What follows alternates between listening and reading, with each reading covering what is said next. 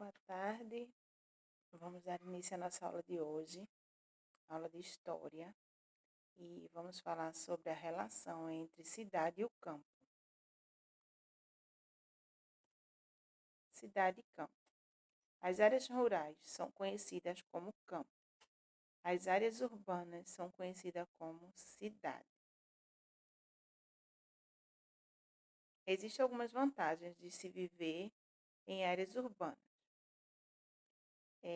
O fato de conviver com grupos maiores, né? Bastante gente, a gente conhece, mora próximo da família, um primo é amigo da escola. Então, os grupos de convivência são bem maiores do que em relação aos grupos de convivência das áreas rurais. Maior diversidade de serviços e opções de entretenimento. O que é que isso quer dizer? Provavelmente, N números de bancos, supermercados, padarias, existem bastantes opções. A área de lazer, um cinema, um shopping, uma praça, praia. Então, tudo isso está localizado na área urbana. Então, opções de entretenimento, de lazer, são bem maiores nas áreas urbanas do que na rural. Aí tem algumas vantagens de se viver nas áreas rurais. Ter acesso a maior área verde, com plantações, rios, sítios, fazendas, chácaras, né, além de animais, que provavelmente a gente não vai ter na área urbana. Respirar puro, esse é o principal, porque quase não há poluição. Aí tem também desvantagens de se viver em áreas urbanas. Tráfego de veículo muito intenso, gerando problemas no trânsito, engarrafamentos, a questão do pessoal buzinando, demora para abrir e fechar um sinal, perder a paisagem natural para prédios, lojas, bancos e avenidas, porque as áreas verdes vão sendo desmatadas para construções de condomínios, de shoppings, né?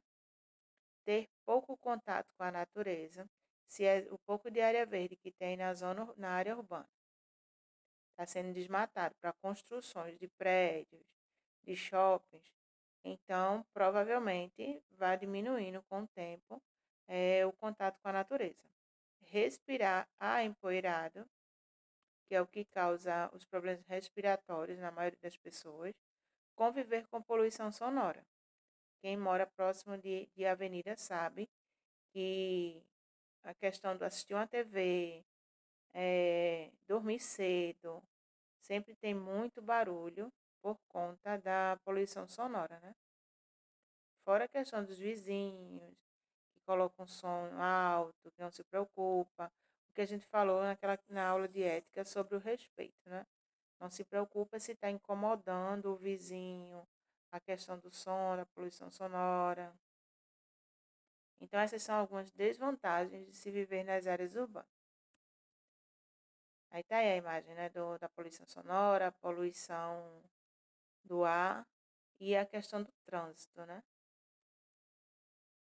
Temos também algumas desvantagens de se viver em áreas rurais, como estudar em uma escola que muitas vezes é distante da residência, ter poucas opções de serviço e entretenimento. Geralmente as escolas nas áreas rurais são muito distantes, a pessoa tem que caminhar bastante, ou então tem que esperar o ônibus da prefeitura, ou então ir de bicicleta. Geralmente as estradas são de barros, então quando chove fica bem pior. E a questão das opções de serviço e lazer, né? Bancos não tem na área rural, shoppings, lojas, supermercados variados, padarias também não. Provavelmente, geralmente eles usam mercearias, onde se vende tudo, porque para ir até a área urbana fica muito distante. Então, essas são as desvantagens de se viver nas áreas rurais. Aí tem aí a imagem das crianças indo para a escola e a distância da área rural para a área urbana, né? Nessa segunda foto. Aí, mais ao fundo da imagem é a cidade e geralmente é muito distante a cidade da área rural. É importante observar como é a forma de vida em cada uma dessas áreas. Independente de vantagens e desvantagens, deve-se observar o estilo de vida, como é que cada pessoa vive nessas duas áreas. A cidade precisa do campo, assim como o campo precisa da cidade.